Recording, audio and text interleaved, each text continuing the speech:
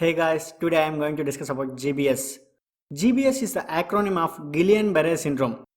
It's an acute inflammatory demyelinating polyneuropathy.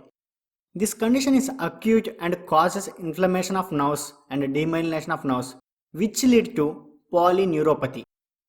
GBS is an autoimmune disease which produces antibodies against gangliosides and myelin in nerves. Let's know why this happens. Pathogenesis.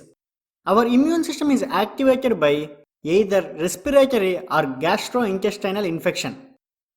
The most common infection is Campylobacter jejuni, which leads to gastrointestinal infection. After 3 to 4 weeks of infection, our immune system produces antibodies against Campylobacter jejuni. Here is the problem. Molecular mimicry occurs. Molecular mimicry is the similarity of sequence between self and foreign peptides.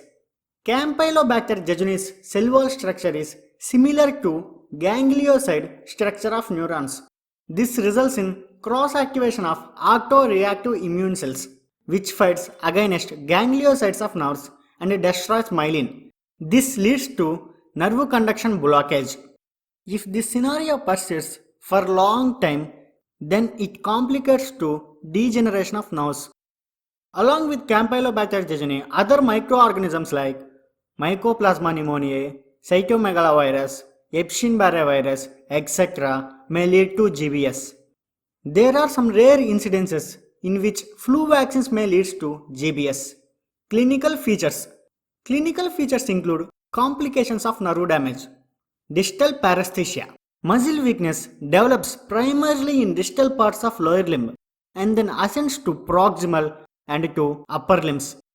Due to this mechanism, GBS is termed as ascending paralysis. Deep tendon reflexes are lost. Primarily, ankle reflex is lost. There may be facial and bulbar weaknesses. Respiration may be affected if respiratory and diaphragmatic muscles are involved. This leads to respiratory failure. Sometimes cranial nerves also involved, which causes double vision and speech impairment. If autonomic nerves are involved, there is a variety of symptoms that can occur. They may include urinary retention, cardiac arrhythmias, constipation, orthostatic hypotension, etc. Let's know about variations in GB syndrome. Classification. GBS is classified into 4 subcategories. Acute inflammatory demyelinating polyneuropathy, the most common one. In this variant, myelin is destroyed by cross-activated antibodies. Due to lack of myelin, there may be loss of nerve conduction. Acute motor axonal neuropathy. In this variant, destruction of axons takes place and the motor loss is a key symptom. Acute motor sensory axonal neuropathy. This one also has axonal destruction, which includes both motor and sensory loss. Miller-Fisher syndrome. It has a triad of ophthalmoplegia, areflexia, ataxia. Diagnosis. CSF study is done to get albuminocytologic dissociation, which means increase in CSF proteins but not cell count. Nerve conduction studies is done to assess nerve and muscle functions. Pulmonary function test is done to evaluate individual respiratory function. Treatment. Plasmapheresis. Plasma is filtered to eliminate the troublesome antibodies.